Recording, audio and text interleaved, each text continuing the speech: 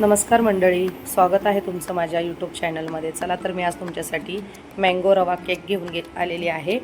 तर आपण रेसिपीला सुरुवात करूया। मिक्सरच्या भांड्यामध्ये बारीक रवा 1 वाटी घ्या, अर्धी वाटी साखर, अर्धी वाटी दही आणि अर्धी वाटी तेल, आपल्याला थोडंसं दूध आणि विलायची पावडर हे सगळं एका मिक्सरच्या भांड्यामध्ये टाकून छान असं बारीक करून घ्यायचं आहे। बघू शकता छान असं बेटर आपलं एकजीव झालं पाहिजे। आणि तोपर्यंत एका साईडला आपण आंबा घ्यायचा आहे, जो की छान असा पिकलेला पाहिजे। छान अशा त्याच्या फोडी करून घ्या आणि आपल्याला याच्यातला आंब्याचा पूर्ण गर बाजूला करून घ्यायचा आहे।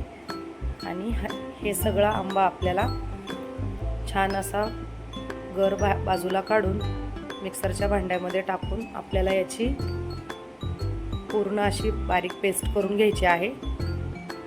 बघू शकता तुम्ही, जेवढा तुम्ही आंबा छान घ्याल तेवढे आपल्या केकला छान टेस्ट येते।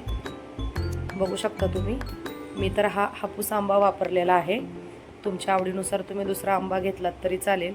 छान मिक्सरमधून बारीक करून घेतलेला आहे। आता आपल्याला ही आंब्याची पूर्ण पेस्ट आपण जे बेटर तयार केलं होतं, मिक्सरला बारीक केलेलं होतं, त्याच्यामध्ये टाकून छान असं मिक्स करून घ्यायचं आहे। बघू शकता तुम्ही।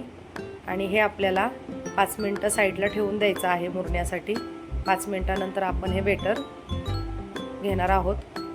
5 मिनिटानंतर आपल्याला याच्यामध्ये बेकिंग सोडा आणि आपला घरातला थोडासा खायचा सोडा टाकायचा आहे। त्याच्यावर थोडंसं दूध टाकून छान असं फेटून घ्यायचं आहे। एकसारखं आपण फेटून घेतलं तर तुम्ही बघू शकता खूप छान आपलं बेटर असं छान फुगून वरती येतं। तोपर्यंत एका साईडला केकच्या भांड्यामध्ये बटर पेपर लावा, थोडंसं तेल लावा। तुमच्याकडं केकचं भांडं नसेल तर तुम्ही घरातलं कोणतंही भांडं वापरू शकता। पूर्ण तयार केलेलं बेटर भांड्यामध्ये ओतून घ्या। बघू शकता तुम्ही, आपलं बेटर छान एक जीव तयार झालेला आहे मस्त। आणि याच्यामध्ये आता थोडीशी ट्रुटी फ्रुटी टाका। तुमच्याकडे ड्रायफ्रूट असतील तर ड्रायफ्रूट्स टाका। मी फक्त इथे बदाम आणि ट्रुटी फ्रुटी वापरलेली आहे। तर बघू शकता किती छान आपला केकचं छान दिसत आहे। आणि एका साईडला आपण इथे भांडं गरम करायला ठेवलं होतं मीठ टाकून, त्याच्यामध्ये आपल्याला केकचं भांडं ठेवायचं आहे। 15 ते 20 मिनटं छान आपल्याला केक बेक करून घ्यायचा आहे। बघू शकता खूप छान केक तयार झालेला आहे। पूर्ण कडा छान काढून घ्यायच्या आहेत, जेणेकरून आपला केक काढताना तुटणार नाही।